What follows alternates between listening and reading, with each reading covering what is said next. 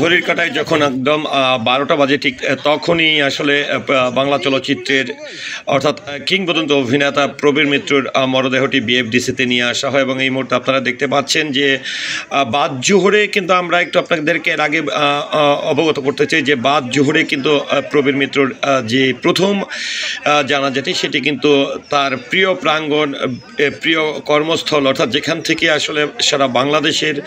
একজন কিংবদন্তির জন্ম হয়েছে প্রবীর মিত্র, তার সেই কর্মস্থল বিএফডিসিতে কিন্তু তার মরদেহটি পরিবারের পক্ষ থেকে নিয়ে আসা হয়। তো আমরা দেখতে পাচ্ছি এই মুহূর্তে তার মরদেহটি আসলে মূলত ঘড়ির কাঁটায় যখন 12টা বাজে ঠিক সেই মুহূর্তেই কিন্তু তার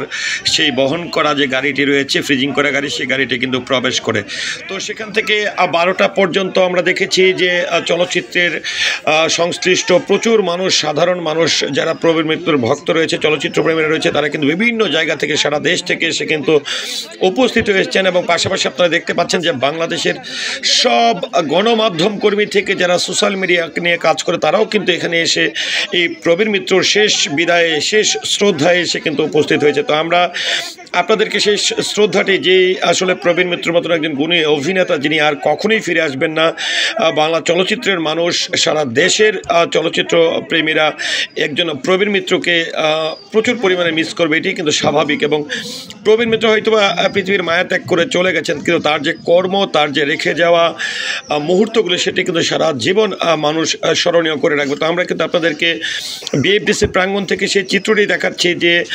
প্রবীর মিত্রর মরদেহটি যখন আসলে বিএফডিসিতে নিয়ে আসা হয় সেই অবস্থাতে এখানকার পরিস্থিতি কি হয়েছে আপনারা দেখতে পাচ্ছেন যে তার সহকর্মী থেকে শুরু করে সাধারণ জনতা যারা আসলে তাকে এক নজর দেখার জন্য, শেষ বিদায়টি দেওয়ার জন্য যারা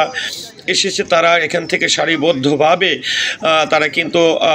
লাইন ধরে ধরে প্রবীর মিত্র সাহেবকে দেখছে। পাশাপাশি আমরা দেখতে পাচ্ছি যে এই মুহূর্তে ছুটকু আহমেদ বাংলা চলচ্চিত্রের একজন গুণী পরিচালক, বাংলাদেশ চলচ্চিত্র পরিচালক সমিতির পক্ষ থেকে শ্রদ্ধা জ্ঞাপন করার জন্য তারা কিন্তু ফুল নিয়ে প্রস্তুত হয়ে আছেন। তো আমরা আপনাদেরকে আসলে দেখাতে চাই যে এই শেষ বিদায়ের দীর্ঘদিনের পথ চলার সেই বিএফডিসিতে জনাব প্রবীর মিত্রকে যখন এখানে নিয়ে আসা হয়েছে, আসলে কি পরিস্থিতি হয়েছিল, কিভাবে আসলে চলচ্চিত্র প্রাঙ্গণ থেকে এই কিংবদন্তি জনপ্রিয় অভিনেতা প্রবীর মিত্র সাহেব তিনি বিদায় নিয়েছেন। এখানে আমরা দেখতে পাচ্ছি যে এই প্রবীর মিত্র সাহেবকে আসলে এখানে নিয়ে আসার আগে বিএফডিসির যে অফিস বিল্ডিংটি রয়েছে, অর্থাৎ বাংলাদেশ প্রযোজক এবং পরিবেশক সমিতির সামনে যে বড় জায়গাটি রয়েছে, সেখানে আসলে একটি মঞ্চ করা হয় এবং সেখানে ছাউনি দিয়ে একটি মঞ্চ করা হয়, পাশাপাশি পিছনে একটি ব্যানারও রাখা হয় যেখানে এনে আসলে এই গুণী অভিনেতাকে রাখা হয়। তো এখান থেকে আমরা দেখাচ্ছি আপনাদেরকে যে আসলে কি পরিস্থিতি হয়েছিল। আসলে প্রবীর মৃত্যুর ঠিক 2 দিন আগে কিন্তু আরেকজন জনপ্রিয় অভিনেত্রী অঞ্জনা রহমান তিনি কিন্তু পরলোক গমন করেছিলেন এবং এখানেই আসলে তাকে শেষ বিদায়টি দেওয়া হয়েছিল। তো পরপর 1 দিন পরেই আসলে এই মৃত্যুটি আসলে মানুষকে অনেকটাই আসলে স্তব্ধ করে ফেলেছেন। আর সহকর্মীদের আসলে এক সুখ কাটতে না কাটতে কিন্তু তারা আরেক সুখের সম্মুখীন হয়েছে। তো আমরা দেখতে পাচ্ছি যে এখানে ফুল দিয়ে একের পর এক কিন্তু এই গুণী অভিনেতাকে আসলে শ্রদ্ধা জানানো হচ্ছে। আর আরেকটি বিষয় হচ্ছে যে প্রবীর মিত্রর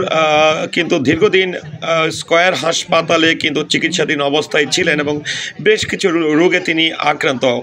আরেকটি বিষয় যদি বলতে চাই যে প্রবীর মিত্র নামটির সঙ্গে যখন আসলে দাদা শব্দটি সবাই ব্যবহার করছে, তখন অনেকেই ভাবছেন যে প্রবীর মিত্র তো তাহলে হিন্দু।